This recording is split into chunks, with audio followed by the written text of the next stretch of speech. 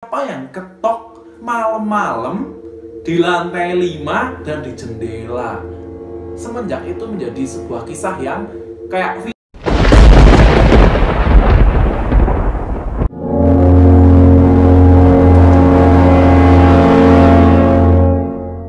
ya, apa kabar rek? Selamat datang di channelku Alanco yang akan membawakan kisah-kisah misteri.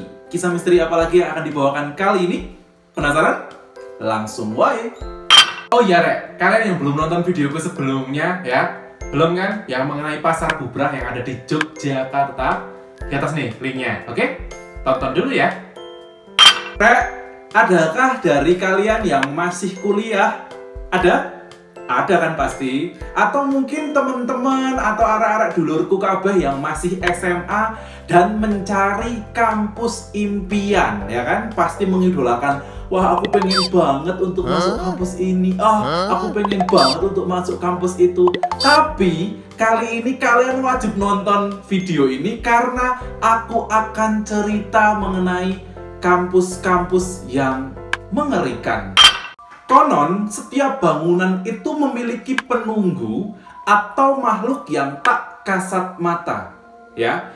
Dimana makhluk tersebut terkadang ada yang mengganggu dan juga ada yang tidak. Begitu pula dengan bangunan dan juga gedung sebuah sekolah ataupun kampus ya, yang selalu memiliki kisah-kisah misteri yang ada di dalamnya. Cerita di kampus yang melegenda tersebar luas dari mulut ke mulut. Entah berita itu asli atau berita itu hoax, tapi dari setiap angkatan pasti punya cerita-ceritanya masing-masing berkaitan dengan wow, tempat ini kayaknya angker deh. Tempat ini kayaknya ngeri deh. Hati-hati main ke situ. Hati-hati main ke situ, ya kan? Pasti punya kisah masing-masing yang pastinya menjadi warisan dari tiap angkatan. Nah, terutama kalau misalnya kalian masih mahasiswa baru, pasti kalian masih bertanya-tanya, kampusku kira-kira angker nggak sih? Kampusku kira-kira punya kisah misteri apa nggak sih? Kalian pasti udah coba untuk googling kan? Cobaan rek, hasil risetmu mengenai kampus impianmu ini seperti apa? Komen di bawah ya. Siapa tahu ternyata hasil risetmu sama dengan video yang sudah aku riset ini.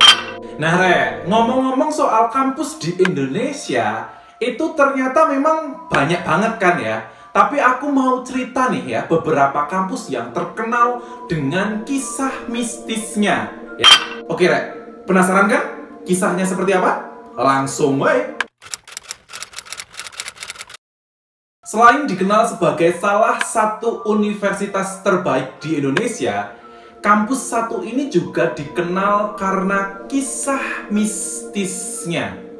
Ada banyak sekali kisah menyeramkan yang tersebar dari kampus seluas 320 hektar ini.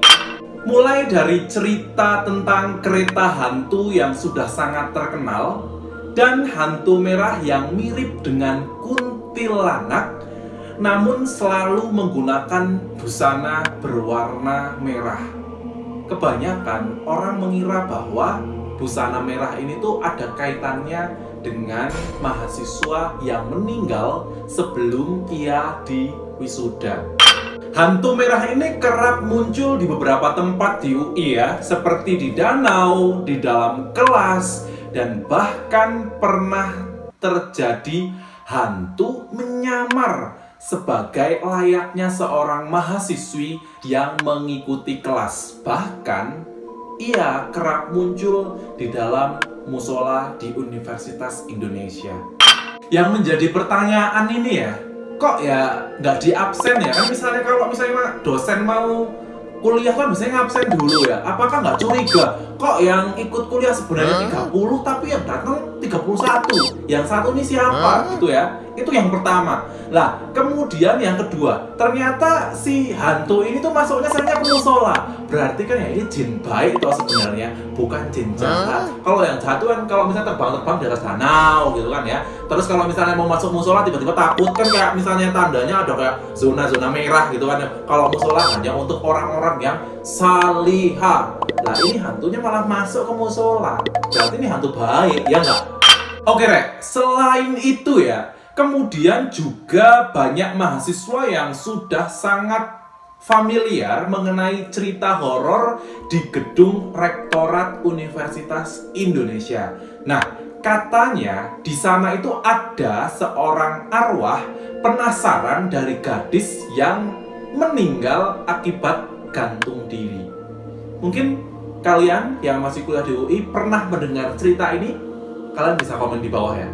Ternyata arwah penasaran ini adalah seorang gadis yang kerap menampakkan diri dengan wujud kepala yang terkulai, dan sosok ini pun berjalan dengan tertatih-tatih yang menurut cerita yang beredar, gadis itu memiliki wajah yang pucat, bibir biru, serta lidah yang menjulur.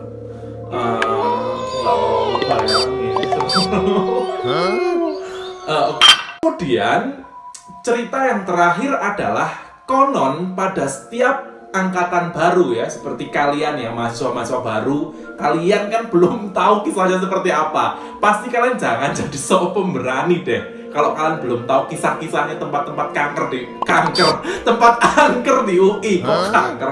Nah, kalian yang masih angkatan baru di UI selalu ceritakan kan ya mengenai kisah-kisah horor, terutama nih kebetulan ya, karena aku kuliahnya di FIB UI, itu yang pernah menjadi kisah mistis itu adalah sosok hantu di sekitar gedung 9 FIB UI. Mana nih? Pasukan dari teman-teman atau arek-arek FIB UI mana? Berarti kalian adik kelasku ya, cepet lulus. Ojo males-males, jangan sering main ke Kansas ya. Ke Kansas itu buat ngerjain tesis, ngerjain skripsi, jangan cuma makan doang, rokok-rokokan. Jangan ya.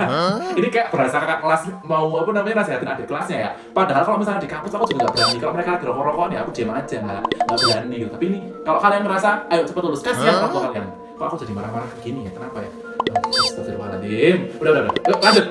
Ini aku bukan bermaksud untuk menakuti adik-adik kelasku yang ada di FIB UI ya. Kebetulan di skrip setelah aku riset ternyata ada salah satu kisah yang akan aku ceritakan nih buat kalian ya. Nah, ternyata dari beberapa mahasiswa yang pernah entah itu berkuliah atau berkegiatan di gedung 9 FIB UI, ia sering mengatakan bahwa mendengar dentuman gong yang ada di ruangan tersebut. Bahkan mahasiswa-mahasiswa yang menginap di kampus atau mungkin bermalam karena ada kegiatan sering sering mendengarkan gitu loh suara-suara orang yang merintih, dan juga pernah ada sesosok penampakan nenek tua renta yang datang secara tiba-tiba. Kalau tadi kita udah bahas mengenai UI yang ada di Depok, sekarang kita terbang menuju ke Bandung. Nah, teman-teman yang kuliah di ITB, mana suaranya? Kalian, arek-arek, komen di bawah ya, oke?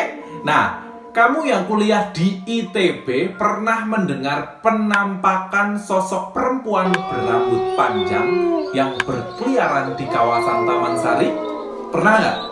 Nah, katanya nih ya, banyak mahasiswa ITB yang melewati daerah tersebut kerap kali melihat penampakannya sambil menatap orang yang lewat.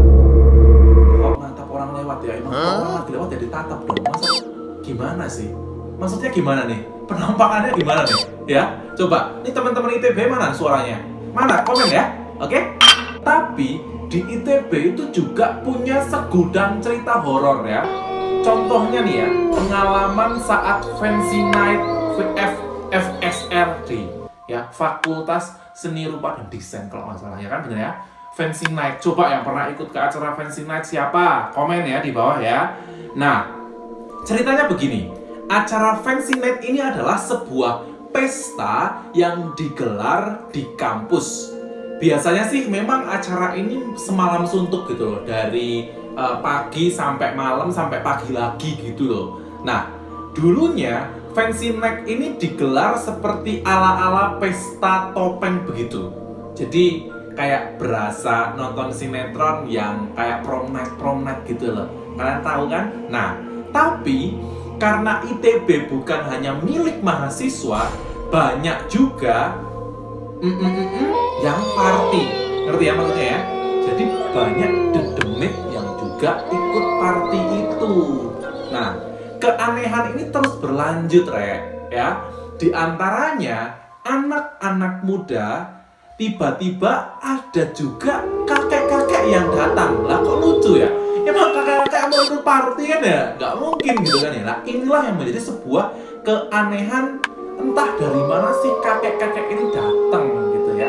Atau mungkin kakek itu mau jualan rokok, cangcimen gitu kan, siapa tahu ya. Nah, yang lebih menyeramkan ya, ternyata ada yang menceritakan bahwa ketika sedang asik goyang gitu kan ya, asik loli lah ya, makanya goyang ya kan, ada kayak kita tuh bisa pas-pasan sama orang, tapi orang itu kalau di mat-matno, kalau bisa dilihat-lihat, lah kok orang ini kayaknya mirip aku ya gitu. Dia tuh kayak senyum sama kita gitu loh. Bayangin kalau kalian sendiri lagi ada joget-joget gitu di acara pesta atau party, kemudian pas senyum, itu ternyata yang senyum itu adalah sosok kalian juga.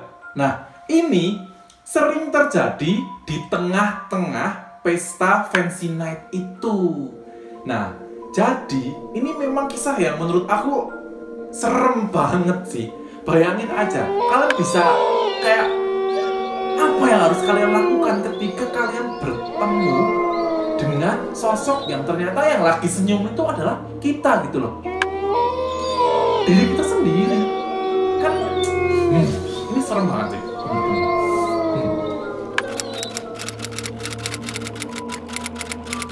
Ceritanya itu berawal dari mahasiswa yang sedang main Uno ya. Biasalah ya kalau habis ngumpul, habis kuliah gitu-gitu kan, ngerjain tugas, terus ngumpul-ngumpul untuk membunuh waktunya dengan main Uno. Mereka tuh mainnya sampai larut malam ya kan, lagi main sampai larut malam, lupa waktu gitu kan ya. Pas lagi asik-asik, biasa kan kalau main Uno kan biasanya ada challenge-nya, ada tantangannya, ada aneh-anehnya gitu lah ya, sampai lupa apa yang di sekitarnya. Nah, tiba-tiba tuh kayak ada suara orang ketok jendela ya kan.